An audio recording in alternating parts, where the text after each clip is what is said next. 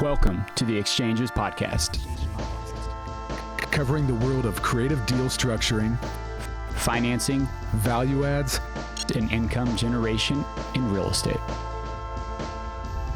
The Exchangors podcast with Dusty and Cary. All right, so welcome to the Exchanger podcast. Dusty Cady here with my co-host Cary Crites. All right, so we just wrapped up finishing an amazing podcast with two individuals with just a wealth of knowledge, Fred Myer, John Spinola, here in the local Reno market, and really just diving into their stories and to all the different ways that they've approached looking at real estate and getting a little bit more interesting in how they acquire property. These guys are, as we learn in the podcast, coming from a rooting of pretty much since the beginning in real estate, having taken the creative approach, all about finding the best possible solution to be able to take care of some problems that either their clients are dealing with or that they're dealing with. And to, in many cases, that's far outside of the norm. And in many cases, the other agent on the other side, if there is one, is fairly set back by what they're bringing to the table. So these guys, coming from that background and over the years, have refined approaches and learned from other folks as well, but always looking for the best possible solution to be able to get where you want to go or get their clients where they need to go as well. Yeah, I mean, the seller financing, utilizing a wraparound mortgage in combination with that. Yep. Or, John has a fantastic story, stay tuned for this, where he actually just used land as a down payment for a property 100 miles away from where he purchased it. So there's just so many unique ways that these guys have gone about it. And Cary, you hit the nail on the head. They have been, ingrained in them from the very beginning that the creative approach is the way to go, and that's really what comes off when they talk about real estate. It's not just going down to the bank and getting a loan. It's finding a bunch of different ways to make a transaction happen. And how much more fun is it too? Oh, right? yeah. Yeah, I mean, getting into all those different things and so much more, you're going to get a chance to learn about these two gentlemen that guarantee they'll be back on the podcast. Oh, absolutely. They have so many stories, are involved with so many different people that are doing weird out-of-the-box stuff and stuff that's a bit more conventional, but still just with that special touch, I don't think they would do a regular deal. There has to be something funky in there for them to get excited about it, right? Well, we'll get them back in here to the studio many more times. They're coming out of the Reno Collective, Reno, Nevada. Enjoy. This is episode number 1, the Exchangers podcast. Thank you for joining, folks. Here's a treat for you. Enjoy. We are here, Dusty and Cary. We got some great guests kicking it off for the first time around. We have Fred Myer, John Spinola, joining us from Reno, Nevada. We're going to be talking today about some different creative options and just getting to know these two, which are we've been blessed to recently come in contact with.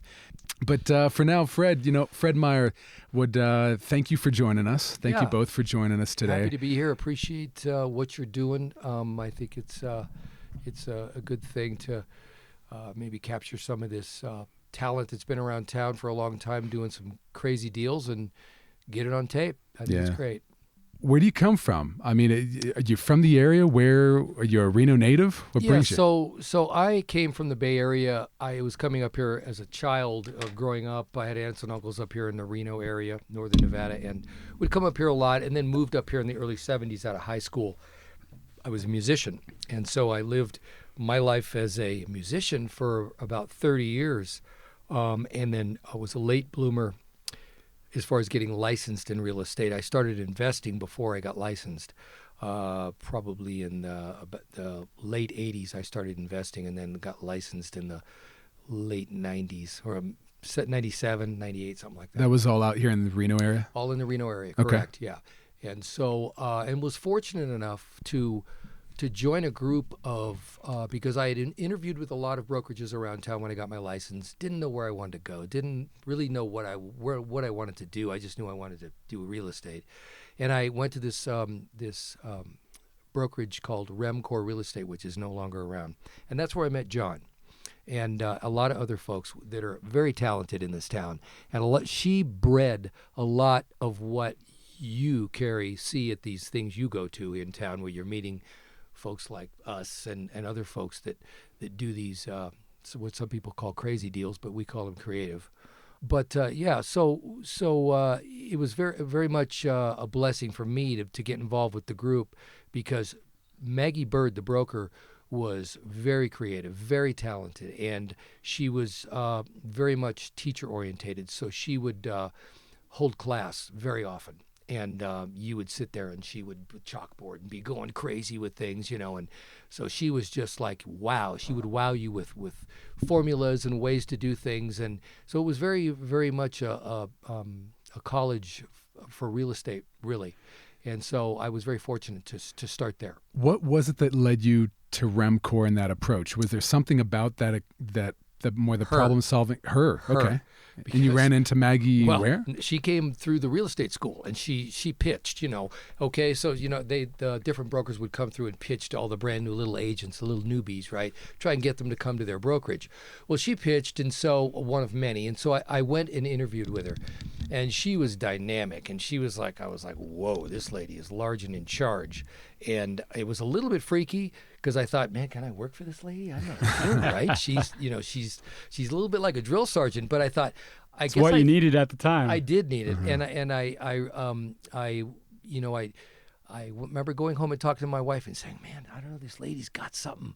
I think I got to go with her, and so I did, and so, but it was her that really drew me, I guess, in that direction. So she really set the foundation for you for thinking creatively and not just going normal route, save up some money, buy a house, and that was it. 100%. Although I was reading and doing a lot of my own research before I got my license, I was very interested, reading lots of books and things. But she really did it for me. She was really the catalyst for me. Same for you, John, or is it John, the same? John's got his own story with Maggie, I'm sure. I'm sure. Actually, I grew up probably 15 miles from Fred in the Bay Area, although we never met down there. Originally got a real estate license in the early 70s. Did real estate syndication, limited partnerships out of San Francisco.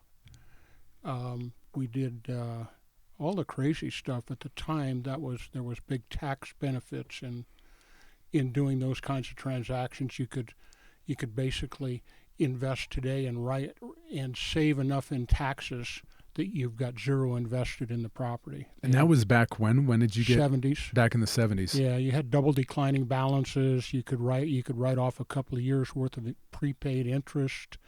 So people were saying, "Wow, I get all this back," and then the second year they say, "Does this make any money?" Yeah. So you were already getting creative down that in the Bay Area before you got up here and went to the school of Maggie.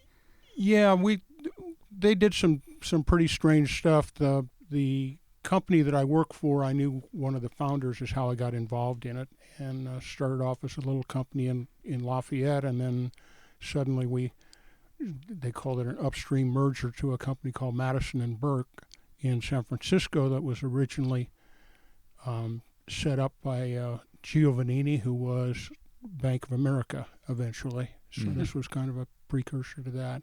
But we had the guy who was doing our syndication, John Parsons, bought and sold the Mark Hopkins Hotel a couple of times, other trophy properties that we syndicated. So is pretty interesting way to start out as a young kid. So did you know you were going to be in real estate from the beginning? No. Because you're saying back in the 70s. So what was your track before that you got into that? And then how'd you end up with these guys right out the box? Started with Western Electric, which was part of the phone company. Did central office installation, which was all the stuff in between phones. So we did microwave stations on mountaintops, those big horns you used to see on. Oh, yeah. Transferred to New York City for a couple of years. Still in the same still industry. With Western Electric. Yeah. See, my wife got pregnant, so I decided that I probably needed a job that didn't have a paycheck, which was how I Makes sound logic. Yeah, it right did not. there. Yeah, good sound logic. I had almost 10 years in with Western Electric, and I figured I was kind of like Fred, a little mouthy, so I figured I was the best qualified guy at the level I was at. My chances of moving up were not good. So my friend was doing the real estate thing. We were selling lots in the Antelope Valley. So that's where I started with him. Down in Lancaster, Palmdale area. Lancaster, Palmdale. Probably should have hung on to some of them, but anyhow, another story. But that's how I got started in real estate. And then the company that he turned into, this Madison and Burke, we did financial planning. So I had a real estate license, a stockbroker's license, insurance license, full service. The interesting thing that I found out, though, was that here's this, 20-year-old kid presenting our program to, the CEO of the company and his financial advisor and his CPA, and we were doing these split-level investments. We called them AB splits, which is basically we did the land from underneath the building and sold that to people's equivalent of their IRA, the retirement stuff they didn't want. And then you sell the building to the doctors, lawyers, and Indian chiefs who need the tax write-off, so that whole building is then tax deductible. So going in to explain the first couple, I'm pretty nervous. These guys are in, the 22nd floor of whatever building. And after a while, I figured out that in my little band of knowledge, I'd go head-to-head with anybody, with their CPA, because all I needed to know was that vertical knowledge. I didn't have to know. Talk about a niche.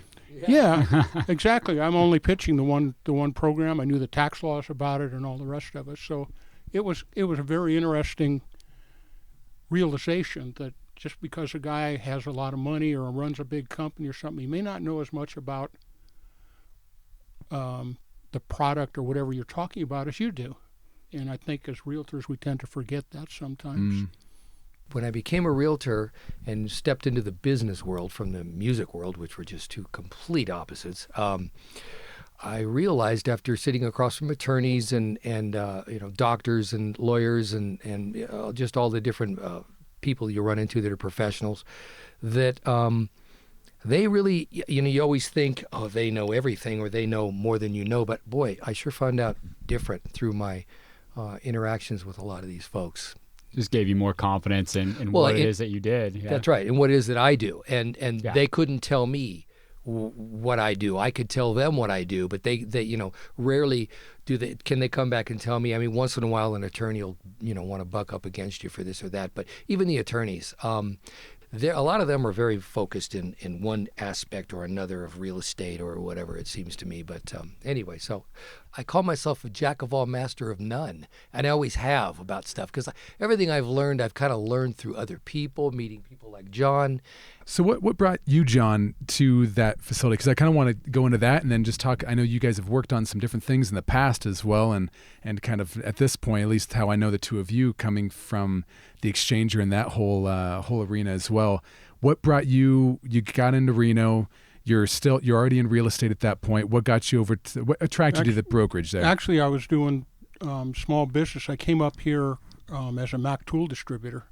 Oh, okay. So I'd had done several small businesses, but and I've always had a real estate license, been investing in real estate, and hooked up with a guy named Steve Braun who was working with Maggie at the time, and we were doing some stuff together. He says, "You need to meet this Maggie," and same reaction that Fred had is, "Good golly, I think I don't know as much as I thought I did." Right. Yeah. Because I'd been doing what I thought were fairly creative things in And this real was next estate. level. Yeah, this is Really pushing the envelope on this is from possibilities. kindergarten to third year college or something. Drinking with a fire hose, as they say, Yep. when you hung out with Maggie. How did Maggie get involved in all this? Where did she get all this from as well herself? She had an uncle, right? Didn't her uncle or she had a relative?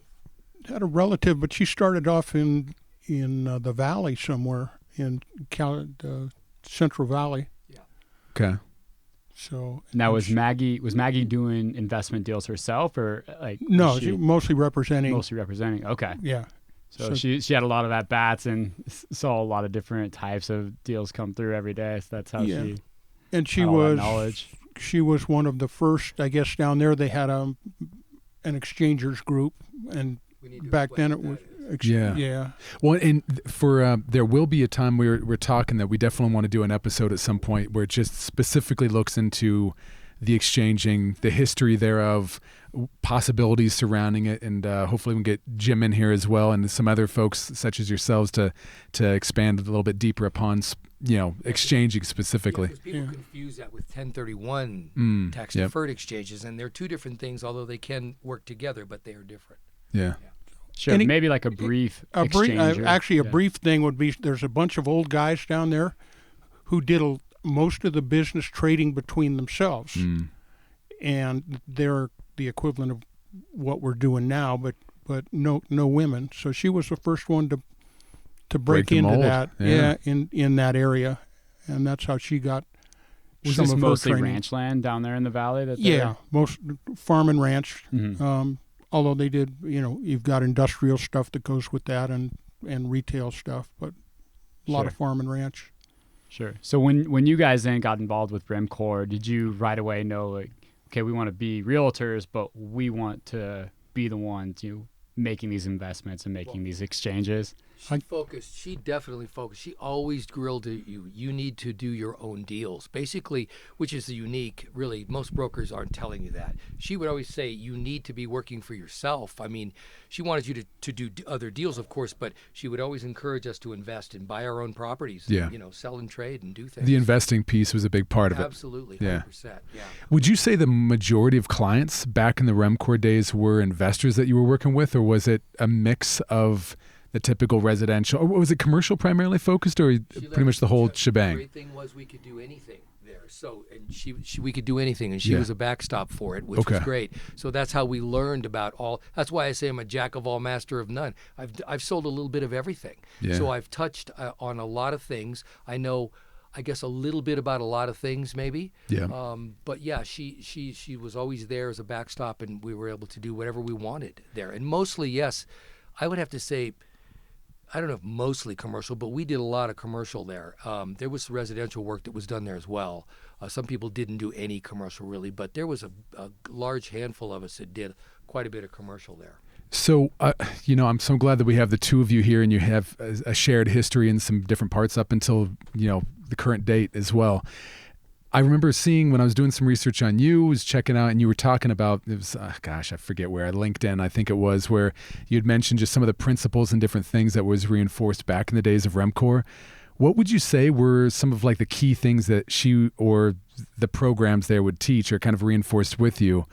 Were there any key points that she would keep driving home? I mean, you mentioned one might be of it where you're doing your own deals, so you need to be involved yourself with your own investments. But was there anything else that she, as far as how you could address clients, how you could attack the deal, how you could be looking for problem solutions to the problem, anything there that you remember that really stuck with you? Yeah, and this ties to Exchangors, really, and it's called counseling, which was a big piece, a major piece of the education that she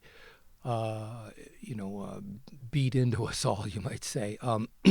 Counseling, unlike your normal, real estate deal, plan a sign, pray for a buyer, go to the bank, get the loan, do the deal, do it over and over and over. Counseling is about going considerably deeper with your client and finding out really what their motivations are. There are no problem properties. They're only the clients who have the problems. The real estate is just this thing over here. It's about the client, so it's about what are their needs and how can you meet them. She then gave us all the creative tools once we pulled from them information about them, where they were going, why they were going there, what other assets they might have. You put the whole package together, and then you could sit back and with our tool, I used to say, I've got a bag of tools, which Maggie gave me, right? And it's about pulling out the right tool for the right thing. Just because you have all the tools, you don't use a pair of pliers where you need a hammer, kind of a thing. So understanding what the tools are and how to use them, and then when to pull which one out, and you do that through counseling with a client, and then I need this tool. We need to do a seller, we need to look for financing for this person. We need to do a seller carryback, whatever. They're looking to set up themselves up with an annuity kind of a thing, which you can do through basically seller financing. For me, that's one of the things that pretty much stuck with me from her. Yeah, no, I would agree. One thing I think we all started doing, or at least the people who were active like Fred and myself, is whatever deal you got, you looked at it first and said, how can I do that deal? Does that make sense for me to do it? And then if not, can Fred and I do it? Yeah. Okay. And if not, then maybe we put it out to the publics. She said you don't want to give a client a super deal first time around. Set the bar Because too they'll high. expect it every time. You set the now. Yeah. You get a 12 cap and no headaches or whatever, and suddenly that's what they expect. Right. You'll never sell them another deal. Gotcha. So there's some, which is the ones that we pick up because we don't want to inflict that on our clients. Yo, that's terrible. That's not being those serious poor to them. clients. You don't want to do that to them. Would you mind just explaining cap rate real quick for those who A cap don't know? rate is like if you think about a bank, they pay you 3% on your. I'm sorry, 0.75%. 3%. 2019. Yeah, we're yeah. Yeah, well, that was a 20-year CD. That 3%. I misspoke. But a cap rate is basically the return on your investment. So in a bank, you put $1,000 in the bank. If you make 10%, you make $100 a year. In a real estate deal, if I put $100 into and the property returns me that same $10, that would be a 10 cap, and obviously multiples of that in real estate. But so cap rate is just a rate of return. Great. If you compare it to a bank. So those 12 caps you're keeping for yourself. Yeah, well, that's generally a pretty good return. I mean, you can't keep all the deals for yourself. You run out, and so, but you certainly offer it around the office. I got this. This guy wants to sell it. This. Anybody here? And then who's your A-bag client that you want to keep happy or who has cash to close the deal tomorrow? I'm not going to have to spend, 3 weeks Right. with a lender Finding and financing. yeah. Yeah. Did you guys feel, since you had this more creative approach and counseling, like Fred was saying, would that net you a lot more clients, not only who are going to buy your deals, but also a lot more sellers? Or you guys find yourselves sort of standing out in the market because you had a better approach? I think part of what we did there and through Maggie was we did seminars at the time. So they were free seminars, come on in and learn about investing. And we taught a lot of this stuff. So I think that once you start teaching something, you're automatically an expert. I mean, people, because you've taught it, whether so people look to you as an expert in that field. So I think we kind of set ourselves up that way. And a lot of us, we're very good at doing that. Sure. So I don't know whether I answered your question or not. Yeah, no, absolutely. Yeah, I think when you put the knowledge out there, I feel like real estate is very reciprocal in nature. If you're putting it out there, if you're meeting the right folks and helping them out, it's always going to come back, especially in real estate. So that's exactly the approach you guys had there. I think you're exactly right, and that education was the key to our success, I think. Yeah, I think people get when we would do these seminars, and they were quite large actually. We had great turnouts for a while there for a few years. Folks, once they started to understand what we had to offer, we were definitely unique in their eyes, and they knew they had to come to that brokerage to get it. Yeah. We weren't a franchise. It was one office, a big one, potentially 40 agents at any one time. But they had to come there to get what we had. So it was kind of unique in that way and kind of cool because we set ourselves apart. It's hard to do that in real estate as an agent, right? Yeah. I mean, everybody's a plan, a sign, pray for a buyer, a lot of them. So we were definitely set apart in that way. So what happened for closure on that particular thing? What happened with Remcor? You say it no longer is around. For whatever you can speak on right now, if 2008 happened. That 2008 is the day. That whole huh? thing. Yeah. No, suddenly the market just tanked. Yeah. I don't think any of us thought that the market was going to continue at the rate that it was going. Mm-hmm. We were all looking for a downturn, but nobody saw it. Well, nobody that I knew extent. saw it falling off a cliff like it did. Mm. Suddenly there was no buyers. Everything's for sale. There's no financing. Yeah. Fred and I owned a bar, and the note came due, and it's, I forgot, 70% loan to value. We've owned it for 5 or 6 years. Yeah. We couldn't get financing from the bank that was 2 doors down the street. We couldn't refinance it. We had to sell it. And so often this seems to be a common thread. You look at a lot of people, especially the newbies that are getting into the industry now, that are all looking for another 2008 to happen so they can buy on discount, forgetting the fact that finding financing for this, that's going to be one of the biggest issues that you have to be considering. Cash was king, and nobody was buying unless they had cash, and people were waiting. You know, when the crash first happened, nobody, not even people with cash, were buying because nobody knew where the bottom was. Yeah. Fall, still falling. How far is it going to go? And that's what everybody was doing for 12 months, maybe longer, right? 18? Yeah. It was 2012 before the market actually turned around. Well, yeah, that's true. But the short sales started happening about 18 months after that in a fever pitch, and so people were buying. But yeah, it was a crazy time. But Maggie, I think, took the opportunity just to step out at that point. She was like, I'm not gonna, she'd been doing it a long time and working real hard, and I think she just decided, this is a good exit. I'm out. She's had enough. Yeah, I think so. Yep.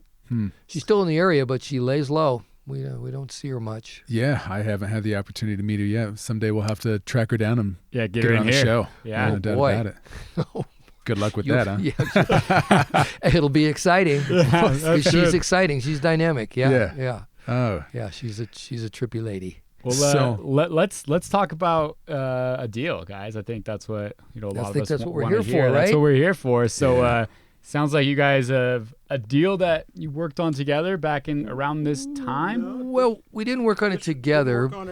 I ended up moving in next door to him. The deal that I put together was a pretty interesting deal. Okay, sounds like destiny. Let's hear about it. Through an exchange meeting, I had purchased at some point along the way 40 acres up in Virginia City. We were going to, when we first moved town, we're going to build on it and all that. And Virginia City, Nevada, yeah. Virginia City, Nevada. Yeah. And at this exchange meeting, there was Denny Wellsand had a guy who it was a church that was renting a house, owned a house and was renting it to their pastor for basically nothing.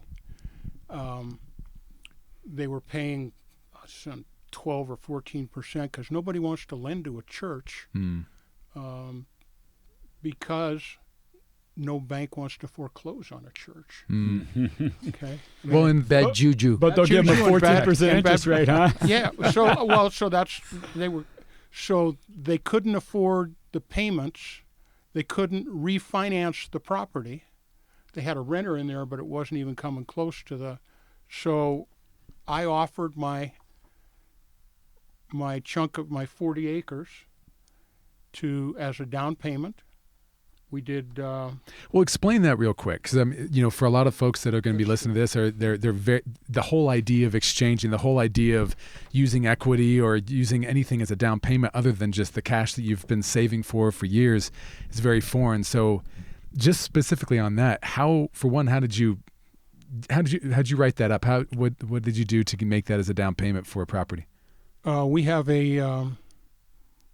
actually probably on a one-page form just between exchangers. We call it a mini offer, but basically that was the other thing Maggie taught us is you can use anything as a down payment, just anything that has value. Yeah. You can use your time as a down payment. If you have studio experience and can do something that I need done, whatever the value of that is, you can use that as a down payment. Mm-hmm. We used to say notes, boats, or goats. We'll take anything. Goats have a lot of use. And actually you can get FHA financing as long as you can get an appraisal, a legitimate appraisal on whatever that down whatever payment that is. Even service related? Not service related, probably, but something tangible. Something tangible. The goat, right? Actually, we had a deal put together with a piano that was worth $100,000. We got an appraisal on it. We had a deal put together for that. I forgot what happened. It didn't go together, but it wasn't because we couldn't get the financing. Yeah. So anything that anybody will take and at whatever value. Yeah. So we had realistic values on the property. I think we did it at $40,000 or $35,000 or $40,000 for the land, and we agreed to a price on their property. Yep. So basically, though, you basically just write in the 40 acres. You write in the 40 acres value Yeah. and identify it as what it is, and that's your down payment. So I think it's that simple, really. Yep. Yeah. No, I Gotcha. was trying to make it too complicated, I guess. Well, I think that's good because But again, it- a lot of people listening to this are this is a foreign concept to them. Like you can have a down payment that's anything other than cash. That's something they haven't heard of. So it's good to have that little bit of explanation and understanding behind it. Yeah, there's a checky box on the form that said, down payment, and you just either line it out if it only said where it said, X dollars cash, you'd line out cash, and you put land, and you put the value. So, or you put whatever you were using as a down payment. Yep. Or trade it at appraisal, 40 acres to trade in at appraised value or whatever. You can just kind of write your own deal. Yeah. And So as long as everybody in the deal is on board, maybe that appraisal of that is, maybe it's $50,000, but the down payment you only needed was 40, and that's what it is. As long as everybody's in agreement, That's right. you're okay. Then we figure out how to balance the equities. Yeah. Yeah. Okay. You've got more in this case. I put 35,000 in as not cash, but the land, and Just for context, that land now, that 40 acres up there, did they ever develop on it? Is it still no, there? actually, what they were looking at it for is a place to go for a retreat. Oh. So it was right on the road off Long Valley Road. So the benefit to the church was, one, they got off this mortgage that was just eating them alive, and now they've got an asset that goes on the books as an asset and a place to go for a retreat. They had, it was right on the road, so they could, I don't know, go picnics or excursions or whatever. Gotcha. So the Okay. benefit to them was, and the benefit for me, that 40 acres was dead equity. Meaning that it wasn't generating any money. We decided that we're not going to live up there, so that we're not going to buy a house up there. So it was just sitting. So I got to activate that equity, put a renter in there. When I could qualify for a reasonable loan at the time, which was probably 7 or 8%. Yeah, interest rates are really expensive now. Yeah. But for most of my life, anything under double digits has been pretty good. Wow. Yeah.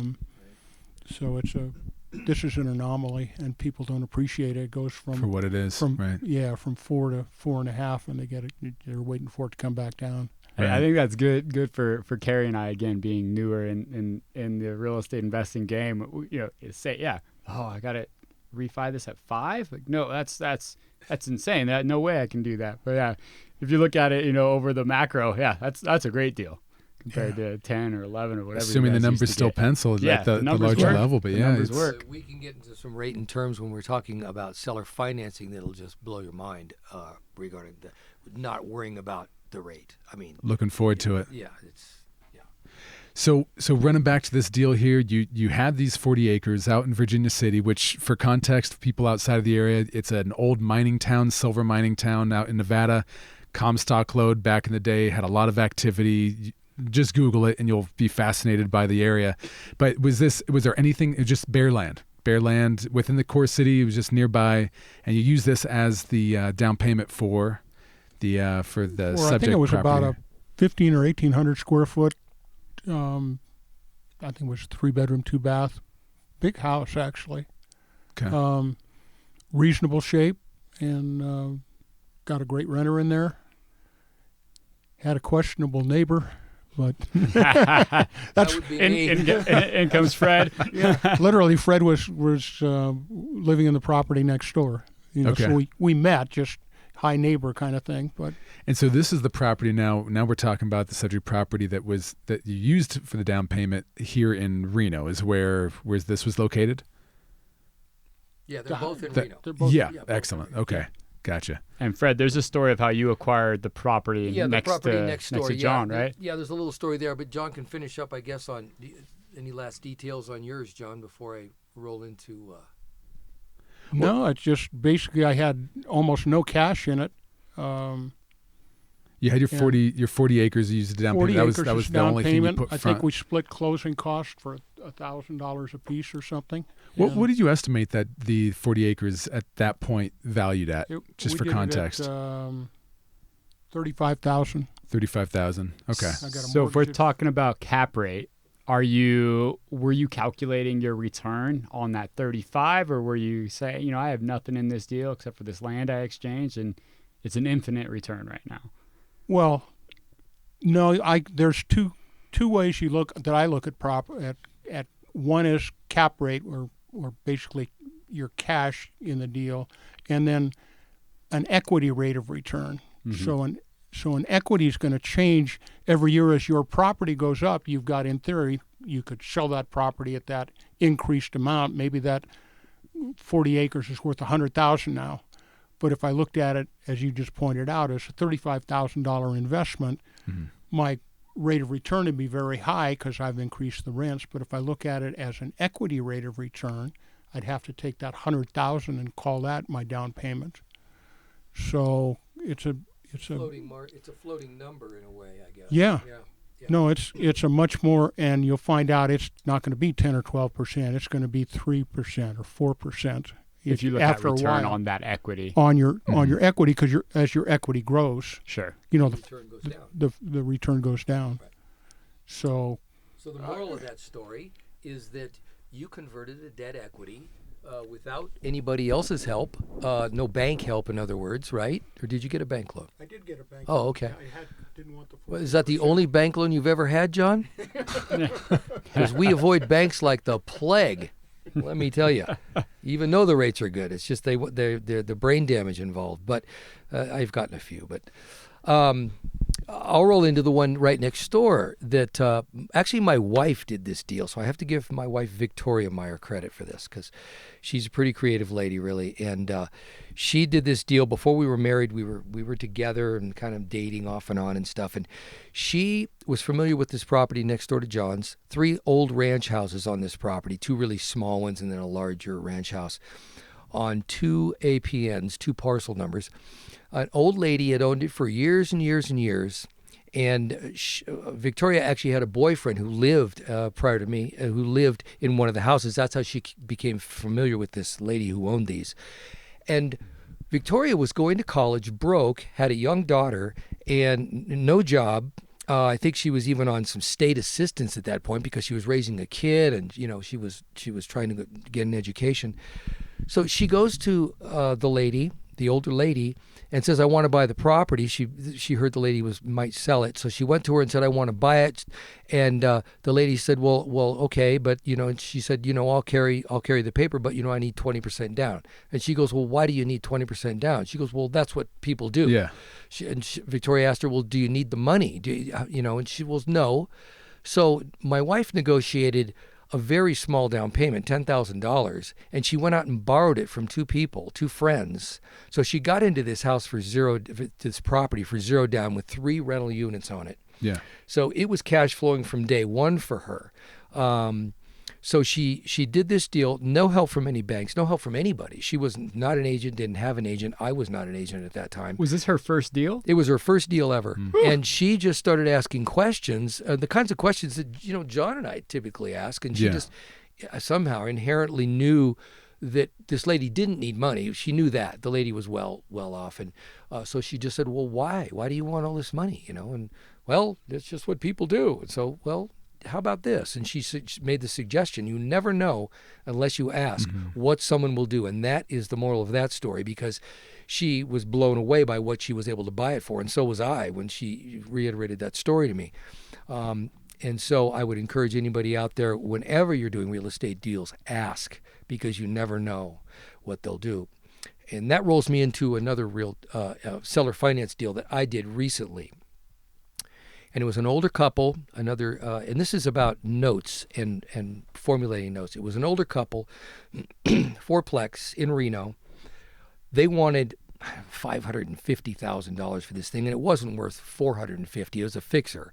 Rents were really low, but I managed to talk them into basically carrying back from me. And I said, "Fine, I'll give you more than what your property's worth. And I think I offered them about what I think was 75 to 100 more.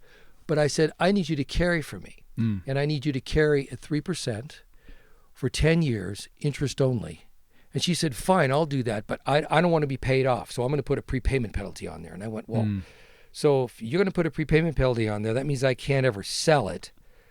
So I want to make this note portable, walkable, substitution of collateral. That's 3 different ways to say the same thing, which is basically a note that you can take and move around town. You can move it to another property. So I can pull from underneath that note this address and put another one under it, as long as the LTV, loan to value, is similar or the same or better. So it's not property specific. The note is detached from the property, and you can just roll it into whatever project you want at that point. It's portable. As a matter of fact, I'm rolling it right now. It's sitting at title. That note today is sitting at title, secured by nothing, actually.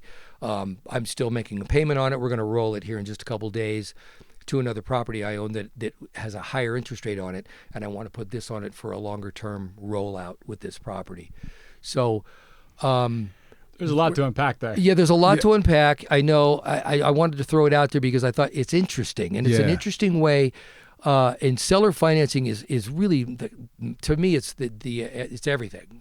That's what I always look for, seller financing, and I'm always looking for creative ways to structure that financing and make it as flexible, portable, assumable. This one was assumable, portable, and fixed and interest only. Now, going that interest only route, that probably kept your payment even lower than it would have been had you gone and got an amortized. Yeah, that's right. Well, that's what it does. And so the cash flow on that property was $2,000 a month for me on a fourplex, day one. So no money down. No. I did put money down. I put 75 or 100. I can't remember. Okay. So I did put money down. Yep. But great return. Yeah. The return is great. That's the kind of return. John and I had this running joke at Remcor. If we got to get the calculator out, it's not a good enough deal. Okay.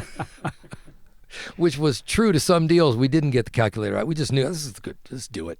So can you just explain a little bit more about this portable note? So there's a note on that property, or what was on that property, but you can move that note to another property and replace a mortgage on that other property. It's the same note. So you don't redraft the note or anything. You basically, the note, the terms, everything stays the same. You remove it from that property. So financing has to come in to clear it out, right? Mm-hmm. So the guy who bought it, he came in with, I sold it for $560, the property. So he came in and threw the $560 in there, which frees up that cash. That $375 is what the first was, the portable first. Yeah. It's now sitting in title, waiting for us to get the payoff for the note. It's going to go pay off on the other property I currently own. Mm-hmm. So I'm moving it to a property I currently own. So you essentially got a credit line from this lady at 3% to help you. Thank you. Yeah. Thank you. I like the way you put that. That'll work. Yeah, that's a good way to identify it, and that's a good way to think about it, actually. Secured credit line. Yeah, secured credit line. Secured credit line. But exactly, who doesn't want that, right? Everybody should try and make that happen when you're doing a seller finance deal. The key and the trick, of course, is explaining it and getting somebody comfortable with it. Yeah. They didn't ask me a bunch of questions. I mean, they did ask about it, but they didn't seem to. They were more concerned with, don't pay me off, and put a nasty prepayment penalty in there. And because they were so concerned with that, they basically were like, okay, whatever about this, right?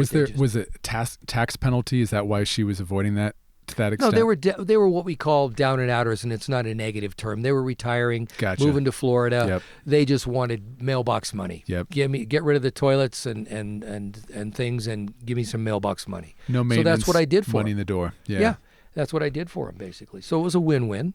Yeah. They're happy. I'm happy. Now, when the note does come due in a decade from now or however long, so the property that you have it under now, the LTV is fine. So if it does come due, you can sell that property or refinance that property. I improved their LTV by 2 times, actually, where the property I'm putting it on is worth it's a way better position. So they're even in better place than they were.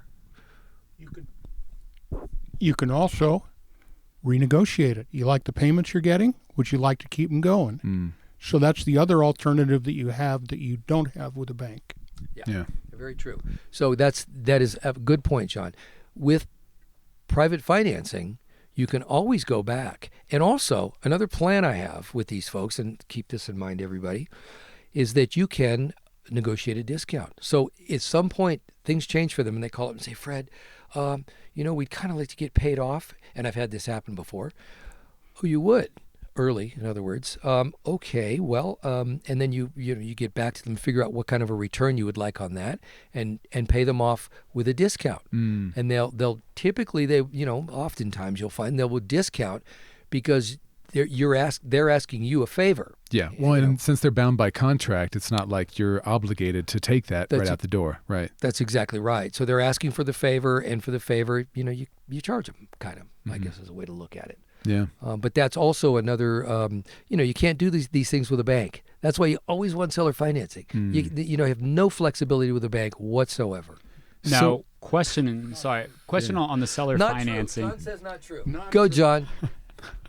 Bought 9 fourplexes from the RTC in Arizona. Ended up paying, I forgot, $30,000 or $40,000 a fourplex.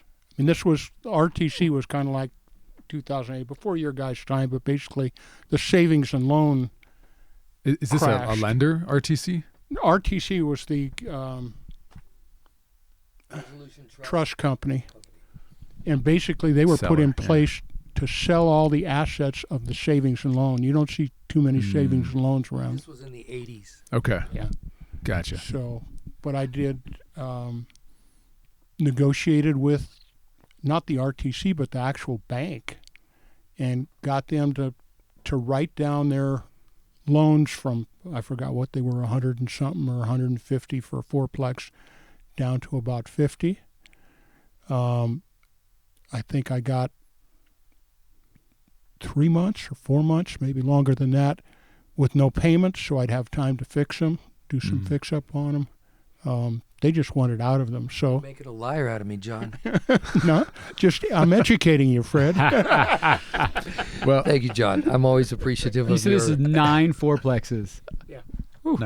Yeah, that's insane. So actually, he's right. You can negotiate with a bank, but you don't usually want to. And that John brings up a unique case, but as we That's all the know, outlier, huh? Yeah, it's the outlier. As we all know, We'll all take that deal. Yeah, there was a lot of negotiation with banks that went on in the downturn here, just not too recently. So we do have to remember that part. But typically, with one person or a couple that's sitting at their kitchen table talking to you, it's a little easier than the bank. Yeah. Now, if they have a mortgage, let's say they have like 30% left to pay off. They have 70% equity. How can you approach seller financing? Do you need to come up with that 30%, or is there a way to kind of work your way around that? Well, a second note, if you can wrap the first and wrap. Yeah. Oh yeah, we got a number of definitions over time that we're going to keep dissecting. Everything will be in the show notes here. We'll have a glossary of terms. Wrap. So wrap is basically the loan stays in the seller's name and the property transfers into the buyer's name. So the financing stays in place. It sits still. Am I correct in that, John, right? Is that the way you'd explain that? Or they're still on the loan, but the wrap is, as you said, they've got, assume it's a $100,000 property for easy math. They've got a $30,000 loan. I'm going to buy it for $100. They're going to carry 50 of it or whatever. I give them the down payment, and then we write a note. It's also called an all-inclusive note. So I would write a note that would cover their $30,000 plus whatever additional financing I'm doing. So it kind of wraps around the existing and encompasses that. The neat part about a wrap is you can, if you've got a 3%, if I'm selling and you got a 3% more, I've got a 3% mortgage. I'll let you wrap my property. We're going to wrap it at 7%, which means that I would make 7% on the money I lent you, or the equity, but I would also make the spread between 7 and 3, which would be 4% on money I don't even own. Yeah. So paper is really whatever you call seller financing, but the paper is really the grease that puts a lot of these deals together. Right. And that's a good. Thank you, John. That's great. And that's exactly right. The first house I bought that way, actually, with a wrap, and the guy was making a spread on the first. And so he did a wrap, which basically is 2 notes inside of you might call it a third note, really. It wraps up the 2, right? To make one single note out of it. One payment gets sent in, but it gets split between the 2 separate. The first gets paid, and then the equity portion to the seller gets paid. So are you writing a check to their bank for their mortgage, or are you just paying them and then they? No. So you have a third. Business as usual. Typically, you would have a third party, what do they call it here in Valley Installments? Yeah, Evergreen. Yeah. So you'd have a place maybe like locally we have a place called Evergreen, and they're basically a clearinghouse for this kind of thing. You take notes, private notes to them, and a note like this. Because you want to make sure if you were the buyer, that the guy who sold it to you is making that first mortgage payment. Because if you give him the money and he's not making the payment, you don't find out for 9 months, you're in big trouble. So they are the clearinghouse for that. They make sure notes get paid and they track for you that stuff. So that's the way it keeps everything straight. I can bring up another really quick deal that's very similar but interesting. It was a seller carry from another older gentleman that I did 2 years ago. And this, he carried back $250,000 for me, and he wanted $700 for this property that was worth $550 maybe. Very unique property. So we went back and forth. I finally said, "Fine, I'll give you $7, but I need some killer terms here." So I basically arranged for a 5-year note with an option to extend for 2 years, so 7 years, 3%, simple interest accruing. Simple interest meaning it's not compounding. So every year the interest is $12,000. Next year the interest is $12,000. The following year $12,000. So you don't pay interest on interest. So, and it was all accruing. So, and no payments for 5 years. So I'm still in the middle of that note right now. And I actually walked that note wasn't even walkable, and I walked it, by the way, over to my house. So you can sometimes walk notes without even prearranging it in the text of the note when you draw the note. And in that particular case, you just went back to... I went back to him and I said, "Hey, look, I got to do a refi here. Can I bump you over to my house? My house happened to be next door. Can I bump you over to the one I live in? Because I'm going to refi this and we can't have your note on there, da-da-da-da-da." He said, "Yeah, no problem. So I just walked him over to my In the my meantime, house. you haven't made any payments. It's all going to be due. I've made 0 payments. So what I did was, number one, that's a great rate, and it's not interest on interest, so it's simple. Yeah. So it's very low, cheap money, and it allows me to sit for 5 years it's right by Ranchera, right at the mouth of Ranchera. So I mean that area is booming. So I said, okay, I'll overpay, and also I live next door. It's a long story. My wife is horsey. She needed some horse property. So that's really why I did it. Let me be honest, but also I knew that this was going to be some money to be made out in the future. So I figured a 5-year, if I can hang out for 5 years and I'm not having to deal with him, pay him, it allows time for the value to come up and me to be able to make some money on it. So it's a way you can overpay for a house. Yeah. But really not overpay. I mean, because it pencils the same at the back end. Yeah. Getting control is sometimes what I want to do, and it's how I get control. That's what we always want to do in real estate. We want to control it, right? And how you're controlling it is really what's very important, because the control, the form that the control takes is all about the terms with which, the leveraged terms that you've arranged. So I'm interested to know, you have a situation like this where you've got the arrangement up front where they agree to, yes, you can make this loan. Well, I guess it's not assumable, but you can move it around, right? Portable. And so you have a portable. And mine is assumable as well, but yes. Okay. Which means it goes to a different party following, should you decide that makes sense. You could sell it with the property is what that means, assumable. Yep. Yeah. So with the portable situation, how do you navigate that? How do you set that up? Is that through the title company, and then they take it from there, or how's that whole thing structured? And well, you draw the involved? note first in the contract. Okay, so the brief outline, you might say, of the note. Well, specific outline of the note. Let me be more. Yeah, it's a specific, and then it goes to title. And I work with one lady pretty much, so she knows me. She knows the kind of things I do. She's not surprised by much that I send her, but they redraft what you've dictated in the contract, and then send it back to you for approval, and send it also to the other party. Both parties get a draft before you close the deal, and that draft is usually blessed by their house attorneys. So it's all termed in the note, that the note is assumable and the note is portable. And it's usually, there's some guidelines that the LTV has to be at least 70% or whatever the parties agree on, but the terms are to stay the same, and it's that simple, really. And, all we did was contact the folks there in Florida and tell them, hey, I'm moving it. And my title lady told me, she said, Fred, I made them feel very comfortable. I called them up and because I'd made a cursory call to them and let them know, but then she called them as well, and to make them feel comfortable that there was nothing funny here. They were going to be well secured, blah, blah, blah. So it's important to have the right person in title, helping to grease those wheels, you might say, as well. So title executes all that. It wouldn't be the servicing company like the Evergreen that handles all that. It's title handles entirely. Title. Okay. How do you first start that conversation with these owners about the seller Cary? It's once again, it's like counseling. I guess I said earlier, it's really another extension of counseling. I think we're always counseling in this business. If I'm counseling someone because I want to list their property and help them understand the different ways we can sell it with seller financing, it's one thing. If I'm across from them and I want to buy it, it's the same thing, really. It's helping them understand and get comfortable with something that's foreign like that, which can be scary, right?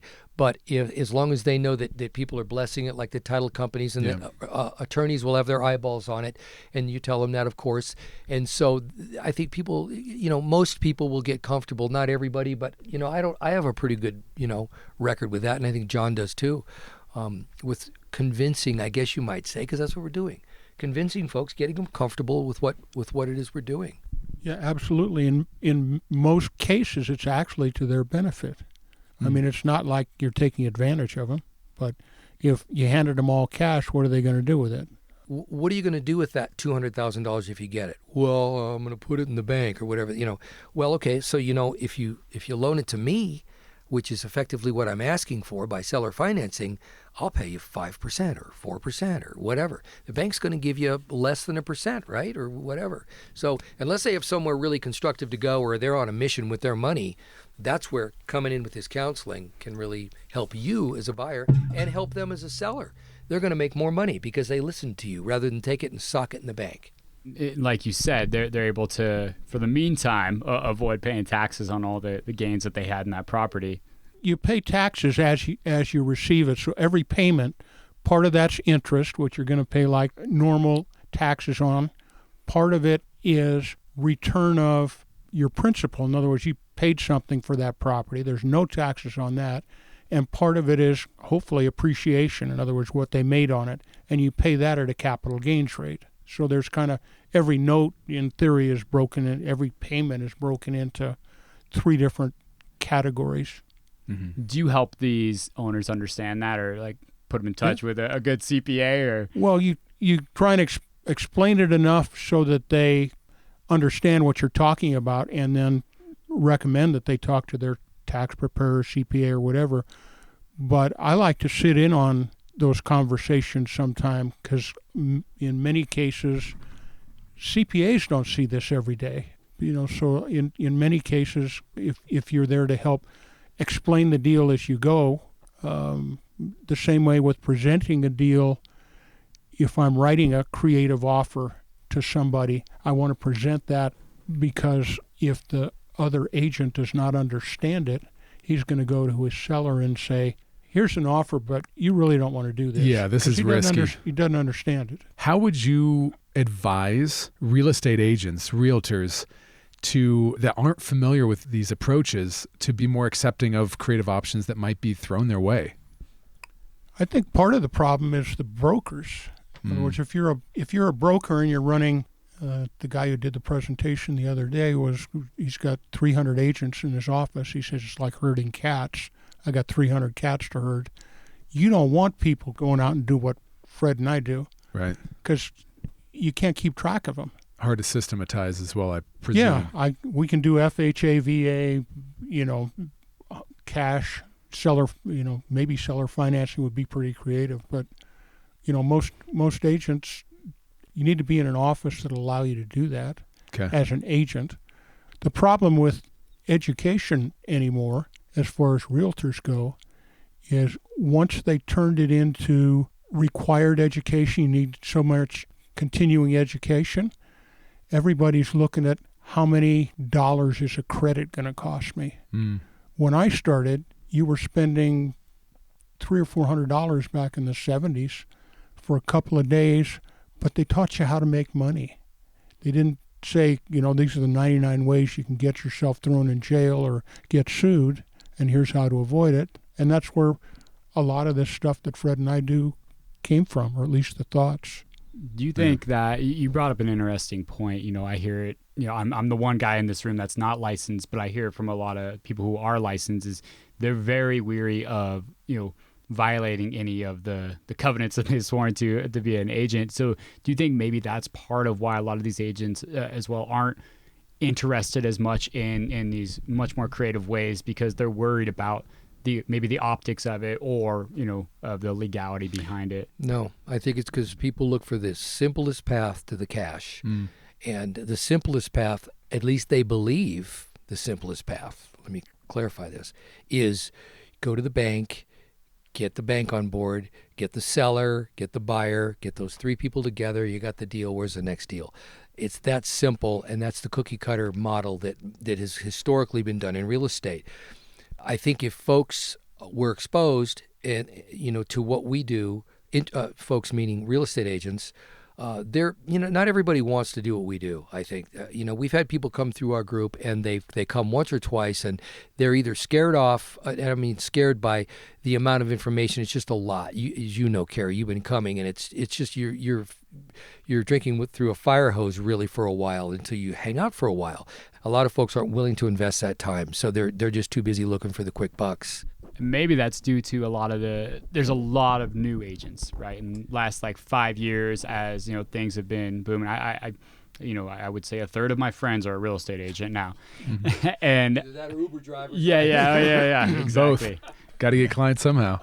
But the market over the last 8 or 10 years has been a cash market. All you have to do is find a decent listing, put a sign in the ground, and as that changes, first off, of the agents that just signed up, most of those will go away, and you'll have to get a little more creative if financing is not readily available.